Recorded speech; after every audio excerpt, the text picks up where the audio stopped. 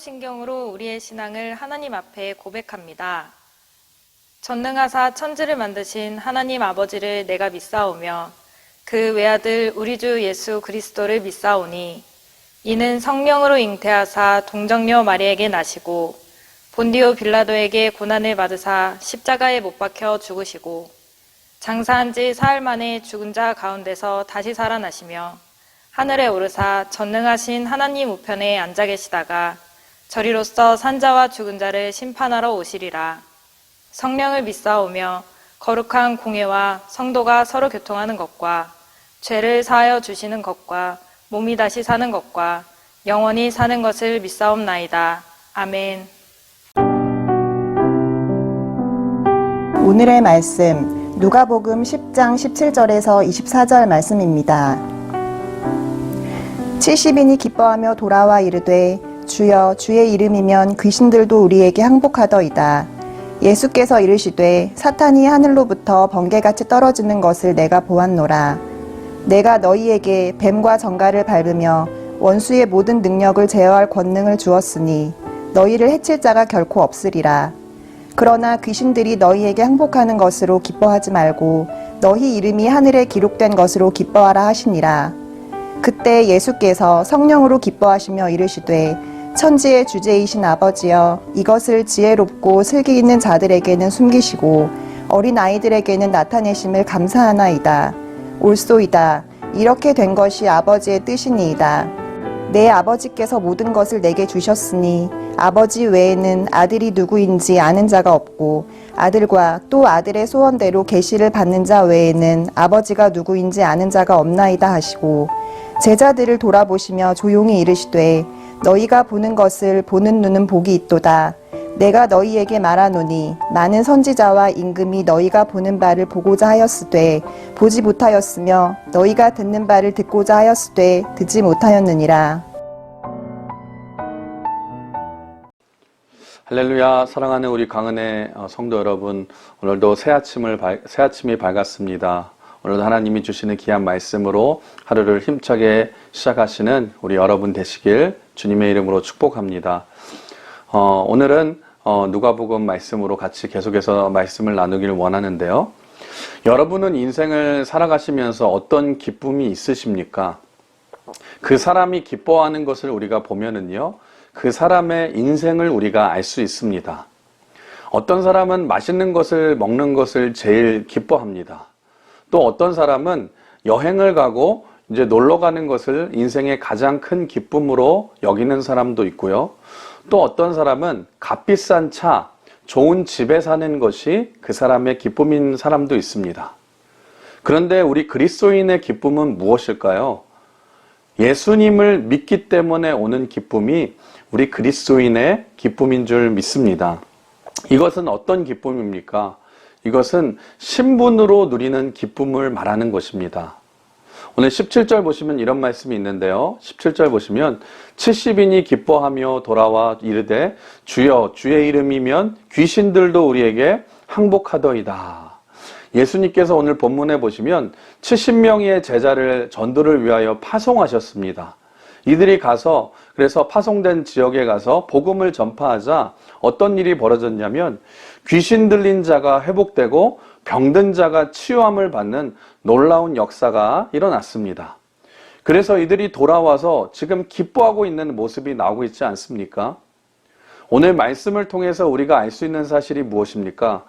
그리스도인들이 언제 행복할 수 있냐면 복음을 증거하면 행복하다라는 것입니다. 항상 매년마다 전도 1등을 하시는 권사님하고 이제 가끔 얘기를 할 때마다 권사님 이제 전도를 그렇게 많이 하시는데 힘들지는 않으시냐고 제가 물어보면은요, 권사님이 항상 하시는 말씀이 있습니다. 아니에요, 목사님. 얼마나 기쁘고 행복한데요.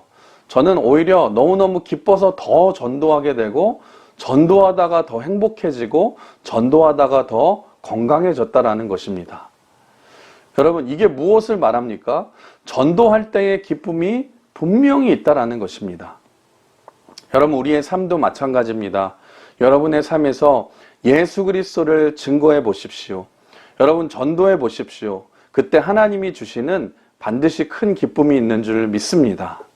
저는 여러분의 삶에서 이 기쁨이 충만하게 누리시는 여러분이 되시길 주님의 이름으로 축복합니다.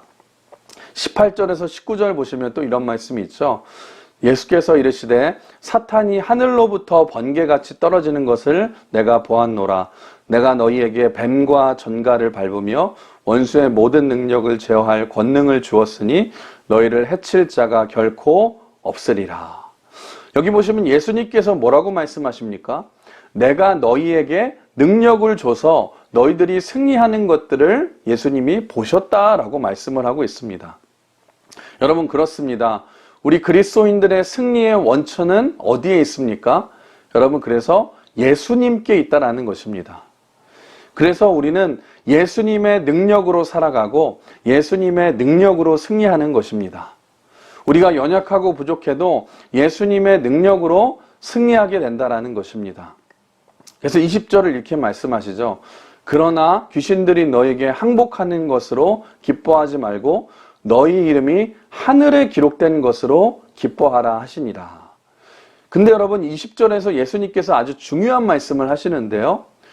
귀신이 항복하게 하는 건 이거 여러분 대단한 일 아닙니까? 대단한 능력이죠. 그런데 예수님께서 이렇게 말씀하셨어요. 이런 것으로 기뻐하지 말라라는 것입니다. 그러면 무엇으로 기뻐하라고 지금 예수님이 말씀하십니까? 너희 이름이 하늘에 기록된 것으로 너희가 기뻐하라. 그러니까 무슨 말입니까? 너희가 하나님의 사람이 되었고 너희가 구원받았음에 오히려 기뻐하라는 것입니다. 하나님의 자녀가 되었음에 기뻐하라는 것입니다. 여러분, 무슨 말입니까? 내 삶에서 무슨 일이 일어났는가로 우리가 기뻐하는 것이 아니라 내가 누구인가로 인하여서 우리가 기뻐해야 된다는 것입니다. 그래서 그리스도인들의 기쁨은 세상과 다르다는 것을 예수님께서 말씀하고 계시죠. 여러분, 우리가 기뻐하는 근본적인 출발이 어디에 있습니까? 바로 내가 누구인가, 내 신분이 무엇인가, 바로 내가 구원받은 자이고 내가 하나님의 자녀이다. 내 이런 정체성으로 인해서 너희가 기뻐하라고 예수님께서 오늘 말씀하고 계십니다. 이것이 바로 우리 그리스도인들의 기쁨이고 이 정체성이 확실할 때에 우리는 결코 흔들리지 않는다는 것입니다. 그래서 그리스도인들은요, 무엇을 이루었는가 안 이루었는가로 절대로 흔들리지 않습니다. 그런 것으로 넘어질 수는 있어도 절대로 실패하지 않습니다. 왜 그렇습니까? 그리스도인들의 기쁨은 이런 정체성에서 오는 기쁨이기 때문에 그렇다는 것입니다. 그래서 환경과 관계없이 우리는 기뻐할 수 있다는 것입니다. 사랑하는 성도 여러분, 왜 우리의 기쁨이 무너지기 시작합니까? 여러분, 세상이 주는 기쁨의 기준을 우리가 따라가고 있지는 않습니까? 다른 사람과 비교하기 시작하면은요, 우리에게 기쁨이 사라지기 시작하고요, 열등감에 빠지기 시작하고 비교의식으로 인해서 우리가 우울해질 수밖에 없다라는 것입니다. 여러분, 그런 것이 아니에요. 그리스도인들의 기쁨은 절대로 그런 기쁨이 아닙니다. 그리스도인들의 기쁨은 절대로 비교하는 데서 나오지 않습니다. 여러분, 내가 하나님의 존귀한 자녀인데 여러분, 어떻게 우리가 비교를 할 수 있겠습니까? 우리는 무슨 일이 일어난 것에 관심을 두지 않는다는 거예요. 중요한 것은 무엇인가? 여러분, 내가 누구인가? 내 신분을 바로 알고 하나님께 우리가 연결되어 있으면 항상 세상 속에서도 비교해서 넘어질 수밖에 없다라는 것입니다. 그래서 우리가 신분을 바로 알아야 된다는 것이죠. 목사인 저도 마찬가지예요. 제가 살아가는 인생의 기준과 기쁨이 내가 누구인가라는 정체성에서부터 시작되지 않으면은요, 오히려 항상 비교하고 세상적인 기준으로 내가 무엇을 하려고만 하고 살아간다면 목사인 저도 넘어질 수밖에 없다라는 것입니다. 근데 여러분, 내가 누구입니까? 여러분, 우리가 누구입니까? 하나님이 십자가에서 죽기까지 사랑하셔서 생명을 주신 존귀한 하나님의 자녀 아닙니까? 우리가 하나님 안에서 이 정체성을 회복해야 될 줄 믿습니다. 여러분, 그래서 기도도 마찬가지예요. 기도는 내가 어떻게 기도하고 어떻게 하면 응답이 있는가? 그것이 기도의 전부가 아닙니다. 여러분, 기도에서 가장 중요한 것은 바로 하나님 아버지와의 관계이죠. 내가 아무리 거창하게 믿음 있는 말로 아무리 멋지게 기도한다 할지라도 내가 하나님 아버지와 관계가 없으면은 기도가 아무 능력이 없고 아무 소용이 없지만, 하나님이 내 아버지라는 확신과 믿음이 있고 하나님과의 관계가 좋으면 우리가 거창하게 기도하지 않아도 아버지라고 부르기만 해도 우리 하나님이 다 아시지 않겠습니까? 신앙생활이라는 것은 다른 것이 아니죠. 하나님과의 관계가 핵심이라는 것입니다. 그래서 21절을 보십시오. 이렇게 말씀하십니다. 그때에 예수께서 성령으로 기뻐하시며 이르시되 천지의 주제이신 아버지여, 이것을 지혜롭고 슬기 있는 자들에게는 숨기시고 어린아이들에게는 나타내게 하심을 감사하나이다. 옳소이다. 이렇게 된 것이 아버지의 뜻이니이다. 여러분, 그래서 성령이 오시면 나타나는 현상이 뭐냐면 우리에게 기쁨이 넘치게 하시는데요. 여기서 보시면 예수님이 기뻐하시는 이유를 지금 뭐라고 말씀하고 계십니까? 예수님께서 아버지의 뜻 때문에 기뻐하셨다고 말씀하고 있습니다. 그런데 그 아버지의 뜻이 무엇입니까? 똑똑한 사람에게 알려주신 게 아니라 어린아이에게 알려주셔서 기쁘다고 예수님은 지금 말씀하고 계시죠. 그것이 바로 아버지의 뜻이라고 말합니다. 여기서 말하는 똑똑한 사람이 누구입니까? 성경에서 말하는 바리새인들과 서기관들을 말하죠. 나름대로 내가 다 알고 있고 스스로 믿음이 좋다고 여기는 자들을 말하는 것이죠. 그런데 실제로는 아무것도 모르는 자들 아닙니까? 그래서 하나님이 기뻐하시는 사람은 누구입니까? 스스로 똑똑하다는 사람이 아니라 하나님 앞에서 어린아이 같은 자들, 하나님 앞에서 어린아이 같이 순수한 자들을 하나님이 기뻐하신다는 것입니다. 여러분, 어린아이의 특징이 무엇일까요? 어린아이는 철저하게 엄마 아빠를 의지하지 않습니까? 자기가 스스로 안다고 잘난 체 하지 않아요. 아빠와 엄마가 필요 없다라고 말하지 않습니다. 어린아이는요, 아빠와 엄마가 없으면 못 사는 존재가 어린아이 아닙니까? 그래서 하나님만 철저하게 의지하는 것이, 그것이 바로 믿음이고 그것이 바로 하나님이 우리를 향하신 원하시는 믿음의 삶이라는 것입니다. 그렇다면 마지막으로 이 기쁨을 우리가 회복하기 위해서 해야 될 것이 무엇일까? 여러분, 정답은 뭐냐면 예수님을 통해서 나 자신을 바라봐야 합니다. 오늘 22절에서 24절까지 마지막으로 한번 같이 읽어볼까요? 내 아버지께서 모든 것을 내게 주셨으니 아버지 외에는 아들이 누구인지 아는 자가 없고 아들과 또 아들의 소원대로 계시를 받는 자 외에는 아버지가 누구인지 아는 자가 없나이다 하시고, 제자들을 돌아보시며 조용히 이르시되 너희가 보는 것을 보는 눈이 복이 있도다. 내가 너에게 말하노니 많은 선지자와 임금들이 너희가 보는 바를 보고자 하였으되 보지 못하였으며 너희가 듣는 바를 듣고자 하였으되 듣지 못하였느니라. 그러니까 무슨 말이냐면 결국에 이 기쁨을 회복하기 위해서 해야 될 것이 예수님을 통해서 나 자신을 바라보라. 무슨 말이냐면 메시아이신 그 아들을 주목하라는 것입니다. 그래서 예수님께서 뭐라 그래요? 그 아들을 보는 눈이 복이 있도다 말씀하고 있지 않습니까? 무슨 말이냐면 예수님이 누구신지를 아는 것이 중요하다라는 것입니다. 예수님이 누군지를 아는 것이 내가 누군지를 아는 것에 굉장히 중요하다라고 지금 말을 하고 있습니다. 여러분, 예수님이 누구이십니까? 예수님은 우리의 죄를 위해서 십자가에서 죽으시고 또 부활하시고 우리를 죄에서 구원하시고 우리를 의롭다고 만드신 분, 우리를 새롭게 살려주시고 회복하신 분 아닙니까? 그래서 우리가 예수님이 누군지를 명확히 알아야지만 내 신분을 명확히 알 수 있다는 것입니다. 그래서 예수님으로 인해서 구원받은 그 정체성을 분명히 우리가 가지고 있어야 될 줄 믿습니다.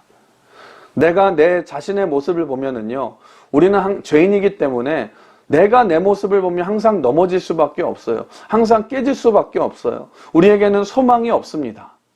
그런데 예수님으로 설명된 십자가의 보혈의 피로 씻음받은 그 보혈의 은혜로 의롭게 된 그 모습을 예수님을 통해서 우리가 발견하게 된다면 어떻게 우리가 넘어질 수 있겠습니까? 그래서 여러분, 예수님을 보는 눈이 복되다고 오늘 성경에서 말하고 있는 것입니다. 그래서 결국에는 우리가 기쁨을 회복하는 법이 무엇입니까? 여러분, 성령을 의지하셔야 돼요. 그래서 내가 성령 충만해지면은요, 성령이 하시는 일이 뭐냐면 로마서 8장 16절에 이렇게 말씀하시거든요. 성령이 친히 우리와 우리의 영과 더불어 우리가 하나님의 자녀인 것을 증언하시나니. 성령이 하시는 일이 무엇입니까?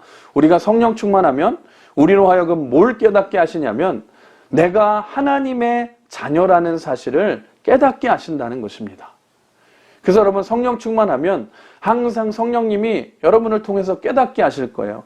너는 하나님의 존귀한 자녀야. 너는 하나님이 피값 주고 사신 아름답고 귀중한 하나님의 자녀야. 그러니까 너는 두려워할 필요가 없어. 무서워할 필요가 없어. 여러분, 그래서 우리 안에 있는 염려가 사라지고 우리가 이 믿음의 담대함으로 담대하게 되지 않겠습니까? 그래서 예수님 때문에 설명되는 나, 이 하나님의 자녀임을 이 성령께서 우리에게 증언해 주시고 계신다는 것입니다. 그때 우리가 기쁨이 충만해질 수 있다라는 것입니다. 사랑하는 성도 여러분, 오늘 말씀을 정리하면서, 말씀을 마치면서 여러분에게 묻고 싶습니다. 여러분의 기쁨은 무엇이십니까? 우리의 진정한 기쁨의 출발은 하나님 안에서 내 정체성을 발견하는 데서 우리가 출발해야 될 줄 믿습니다.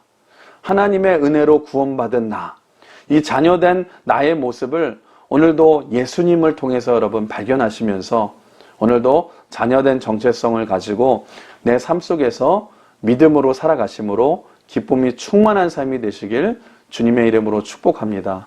오늘 하루도 그 믿음을 가지고 하나님 안에서 승리하시는 저와 여러분이 되시길 주님의 이름으로 축원합니다. 같이 기도하겠습니다. 살아계신 하나님, 오늘 하루도 하나님 은혜 주셔서 귀한 하루를 말씀으로 시작하게 하신 은혜에 감사합니다. 하나님, 오늘 말씀을 통하여서 나의 기쁨은 세상적인 기쁨이 아니라 하나님 정말로 예수님이 주시는 은혜 아래서 하나님 예수님 안에서 발견된 나 자신을 바라보며 우리의 진정한 기쁨은 세상에서 주는 것이 아니라 하나님 예수님 안에서 발견된 내 정체성에서 우리가 시작되는 것임을 우리가 오늘도 발견하게 하여 주시고 하나님 세상의 상황과 환경에 흔들리지 않고 오늘도 하나님의 자녀로서 하나님이 피값 주고 사신 존귀한 자녀로서 우리가 그런 존귀한 신부님을 깨닫고 그 안에서 기쁨을 발견하며 우리가 그 믿음을 붙들고 살아가며 오늘도 승리하는 하루가 되게 하여 주시옵소서. 오늘도 말씀을 붙잡고 하루를 살아갈 때에 하나님 우리의 마음을 지켜주시고 우리의 생각을 지켜주시고 우리의 입술에 파수꾼을 세워주셔서 오늘 하루도 하나님이 기뻐하시는 하나님 믿음의 승리하는 삶을 살아갈 수 있도록 오늘 하루도 우리의 삶을 주관하여 주시고 성령께서 강력하게 지배하여 주시고 함께하여 주시옵소서. 하나님 모든 영광을 주님께 돌려오며 감사드리오며 예수님의 이름으로 기도합니다. 아멘. 주님이 가르쳐주신 기도로 예배를 마칩니다. 하늘에 계신 우리 아버지여, 이름이 거룩히 여김을 받으시오며 나라가 임하시오며 뜻이 하늘에서 이루어진 것 같이 땅에서도 이루어지이다. 오늘 우리에게 일용할 양식을 주시옵고 우리가 우리에게 죄 지은 자를 사하여 준 것 같이 우리 죄를 사하여 주시옵고 우리를 시험에 들게 하지 마시옵고 다만 악에서 구하시옵소서. 나라와 권세와 영광이 아버지께 영원히 있사옵나이다. 아멘.